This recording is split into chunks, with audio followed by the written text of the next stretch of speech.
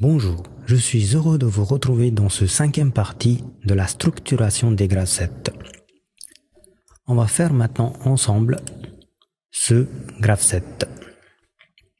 Alors déjà, je vais commencer par faire un zoom afin que vous puissiez mieux voir et recopier si besoin. Alors on va se placer là. Ok, au départ, on a l'étape initiale et j'ai la première transition. J'ai le bouton départ cycle. C'est ce qui me permet de lancer le système. Et j'ai le capteur A0, ce capteur-là. J'appuie sur départ cycle. À l'étape 1, j'ouvre la vanne V1. Cette vanne-là. Le produit 1 se déverse dans la cuve A. Le niveau monte alors au capteur A1. C'est ce que l'on retrouve comme transition ici. Donc à l'étape 2, j'ouvre la vanne V2. Le niveau monte encore, mais cette fois-ci avec le produit 2. Quand le niveau atteint le capteur A2, ici j'aurai comme transition A2 et le dosage est fait. Je peux donc lancer le malaxage. Donc à l'étape 3, je mets en route le moteur ML. Ce moteur-là. Et ce pendant 10 minutes. Donc c'est 10 minutes de l'étape 3. Pour ça, on écrit 10 minutes / x3 pour dire que c'est l'étape 3 qui dure 10 minutes. Ces 10 minutes écoulées, on peut vider la cuve A.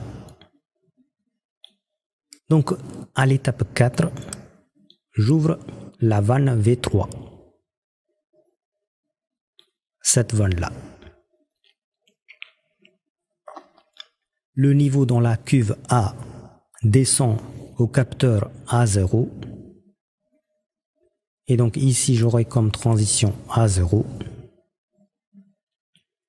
À l'étape 5, l'étape 5 est déjà donnée. On met en route le chauffage jusqu'à ce que cette sonde de température atteigne les 80 degrés.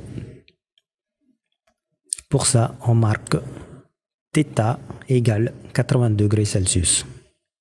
θ, le symbole grec. Une fois cette température atteinte, on fait une étape de pause. Donc, on ne marque rien à l'étape 6. Et cette pause dure pendant 30 secondes. Donc, on fait une transition de 30 secondes de l'étape X6 pour dire que l'étape 6 dure 30 secondes. Ce temps écoulé, on fait le vidange de la cuve B. Donc à l'étape 7, j'ouvre la vanne V4, cette vanne-là. Le niveau dans la cuve B descend au capteur B0. C'est ce que l'on retrouve ici comme transition. Et on retourne à l'étape initiale. Voilà, ça c'est le graphe classique de ce système. Et maintenant, on nous demande de traduire ce même graphe par macro-étape. Et ça, on le verra dans la 6e partie.